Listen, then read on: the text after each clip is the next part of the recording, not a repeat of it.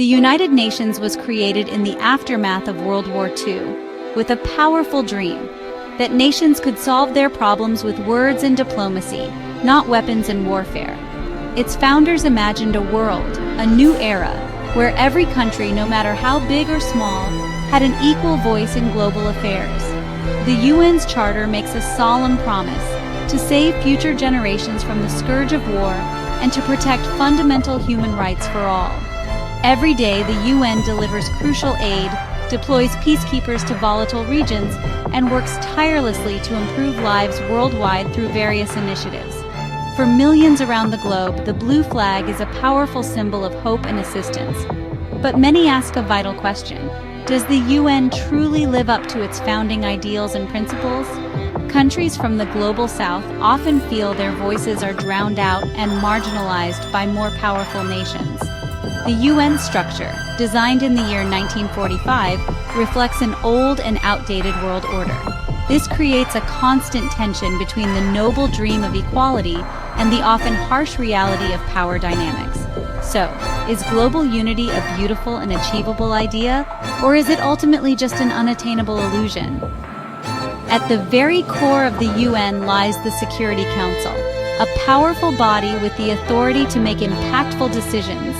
It is comprised of 15 members in total, but only 5. China, France, Russia, and the UK, along with the US, are permanent members and wield the significant veto power.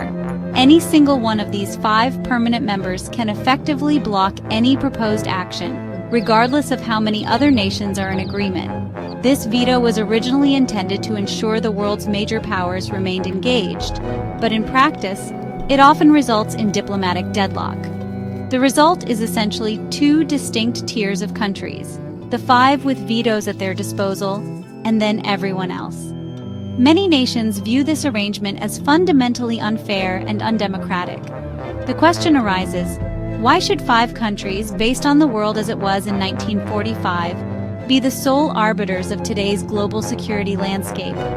The world has undergone significant changes, but the Security Council's power structure has remained largely unchanged. This inherent imbalance ultimately undermines the UN's overall credibility in its crucial role as a global peacemaker and conflict resolver.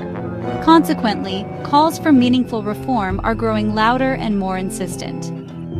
UN decisions are shaped by global media and national interests. Major news outlets, mostly based in the global north, influence which crises get attention. When Iraq invaded Kuwait in 1990, intense media coverage led to swift UN action. But in 1994, Rwanda's genocide received little coverage, so the UN failed to intervene.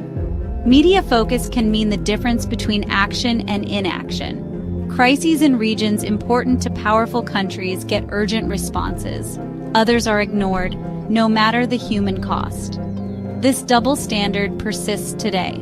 The UN's agenda is often set by headlines, not by the scale of suffering. Whose stories get told can determine who gets help. The UN Human Rights Council is meant to call out abuses everywhere, shining a light on injustice. But politics often shapes who gets criticized, influencing the Council's agenda, and unfortunately, who gets a pass, regardless of their actions.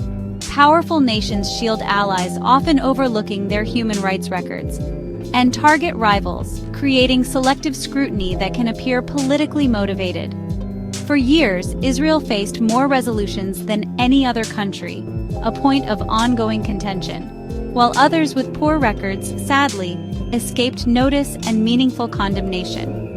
Bloc voting and political pressure, exerted behind the scenes, let some countries avoid accountability for their actions on the world stage.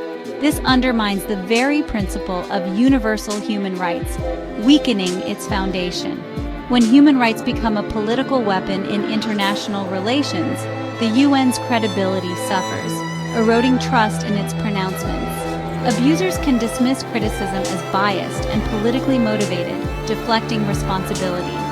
Leaders from the global south argue the system is inconsistent and unfair, highlighting perceived double standards. The challenge making human rights truly universal, and not just a tool wielded by the powerful against their rivals. Many see the UN as outdated and unrepresentative of today's world. Leaders from the Global South demand reforms, especially in the Security Council. Proposals include adding new permanent members like India, Brazil, Germany, Japan, and an African nation. But change is hard. The current 5 permanent members can veto any reform. Regional rivalries add more obstacles.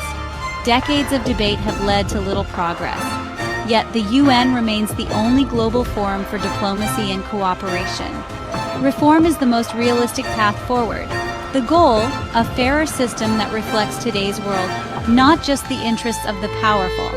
The future of global unity depends on it.